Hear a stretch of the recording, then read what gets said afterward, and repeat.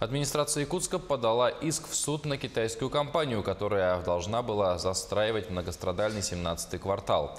Соглашение о развитии застроенной территории стороны подписали еще в 2015 году, а первый дом планировали сдать в этом. Но дальше свай дело не пошло. В результате мэрия Якутска в одностороннем порядке расторгнула договор. Китайцы ушли, а люди с разрушенными надеждами остались. Тему продолжит Саргалана Захарова. Вот так сейчас выглядит стройка века на знаменитом 17-м квартале. Голые сваи, мусор на территории, разбитая сторожка. Ни одного строителя и стройка не охраняется. И поэтому она сейчас выполняет больше функцию как детской площадки, так и места отдыха и сбора молодежи. С ведрами мне страшно выйти вечером. Я никогда не пойду вечером выносить ведра, потому что тут кто только не ходит.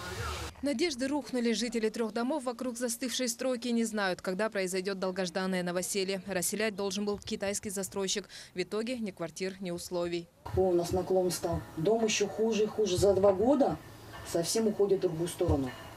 В последнее время стало страшно. Мы с мужем сюда в 9-м году заехали. Дом был более-менее.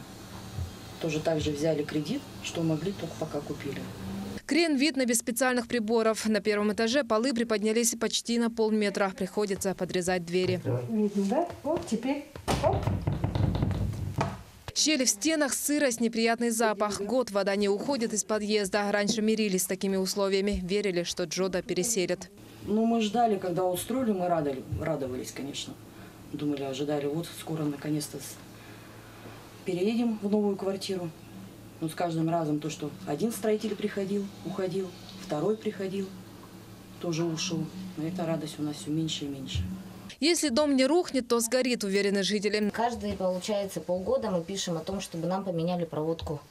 Уже 3 раза горело, выключали полностью весь дом, свет, вот это вот. Ни один не пришел, вот это все не исправил. Надеялись на китайского строителя и в администрации Якутска. Согласно договору, мэрия подвела к кварталу все инженерные сети, расселила жителей аварийных домов. Тех мощностей, которые,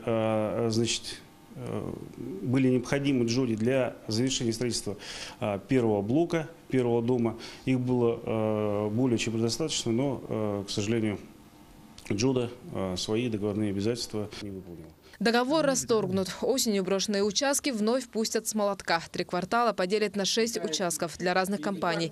Однако земли под 1-м домом на правах аренды все еще принадлежит китайской Джоде до 2023 года. Чтобы отбить землю, придется повоевать в суде.